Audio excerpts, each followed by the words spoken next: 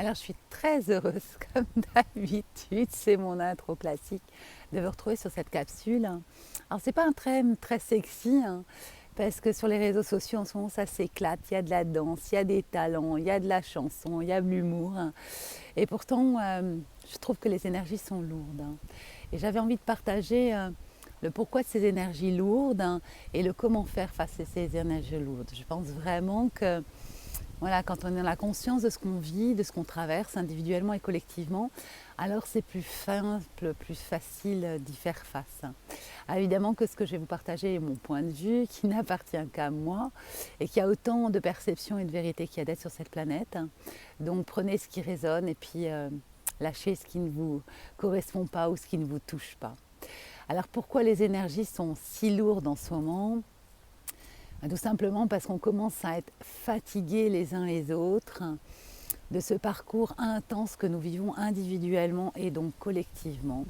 On a choisi d'incarner cette époque avec beaucoup de courage et on peut reconnaître ça pour chacun d'entre nous parce que l'enjeu de nos sociétés et de nos individualités actuellement, c'est de transformer la matrice de nos égos, de lâcher tous ces blocages, toutes ces souffrances, toutes ces croyances qui nous éloignent de notre vraie nature, celle des êtres de lumière que nous sommes, et des êtres d'amour et aussi des êtres de joie.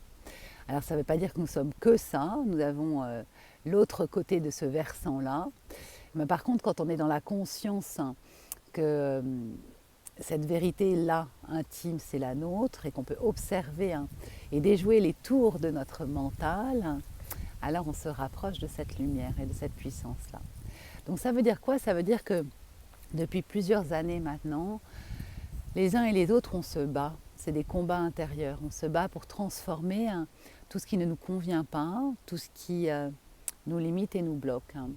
Et les expériences se cumulent en accéléré depuis plusieurs années, à travers la maladie pour les uns, les conflits familiaux, les séparations de couple, les pertes d'argent, voilà, un tas de choses qui, en concentré, s'accumulent et font que voilà, c'est lourd. C'est lourd de vivre ça, c'est lourd de faire face à ça, mais aussi c'est aussi le moyen que notre être a trouvé dans les expériences douloureuses et négatives de transcender pour lâcher ce qui ne lui convient plus et recréer cette connexion à sa puissance d'être.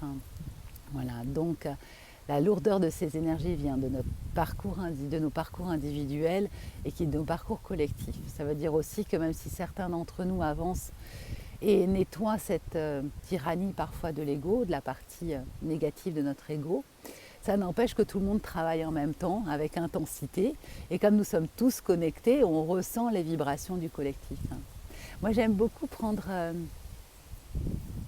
pour exemple, pour expliquer cette connexion qu'on a les uns aux autres, reprendre cet exemple des enfants. Il nous arrive, quand on est enfant, de faire des dessins de nous avec des petits points. Alors nous sommes tous des petits points individuellement. Puis à côté de ces petits points, il y a la nature qui est des petits points. Puis il y a l'univers qui est des petits points. Ça veut dire que nous sommes une masse de petits points en reliance et en résonance. Donc quand je vais au restaurant, qu'il y a un couple à côté de moi qui est en difficulté, en souffrance ou en conflit, mes petits points résonnent avec leurs petits points. Et j'attrape une partie de cette énergie-là, ou du moins je la sens. Si quelqu'un de ma famille à distance est en douleur psychique, alors je perçois sa souffrance et elle m'atteint. Quand en Europe, comme c'est actuellement, il y a de la guerre et du conflit, je sens ces vibrations de souffrance et de conflit. Donc la lourdeur vient de l'accumulation de ce qu'on expérimente depuis un certain temps dans un espace-temps réduit, et puis de ce qui se passe collectivement et qu'on ressent aussi individuellement. Voilà. Donc comment faire par rapport à ça ? Alors plus que jamais, la vie nous demande en ce moment de prendre énormément soin de nous, d'être dans cette jolie part d'égoïsme nécessaire pour pouvoir après interagir avec les autres avec bienveillance et douceur. Donc ça veut dire que plus que jamais, il faut prendre du temps pour soi, il faut s'isoler, savoir s'extraire du collectif, même de son couple, de sa famille, pour pouvoir se ressourcer individuellement. Il faut se reposer et dormir parce que nos corps vivant toute cette mutation et lui aussi en transformation, il s'élève en vibration, donc il a besoin de beaucoup de repos. Le silence, la nature, la musique, tout ça sont des ressources exceptionnelles pour pouvoir purger et éloigner ces énergies collectives et individuelles auxquelles on est relié dans la difficulté du moment. Et puis il est demandé aussi du courage.